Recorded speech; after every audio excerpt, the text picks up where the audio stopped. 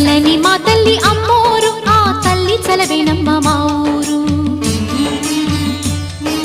చల్లని మా తల్లి అమ్మోరు ఆ తల్లి చలవేనమ్మ మా ఊరు. గోదారి పారేది గుడిగంట గొంతెత్తి పాడేది, గోదారి పారేది గుడిగంట గొంతెత్తి పాడేది. ధాన్యం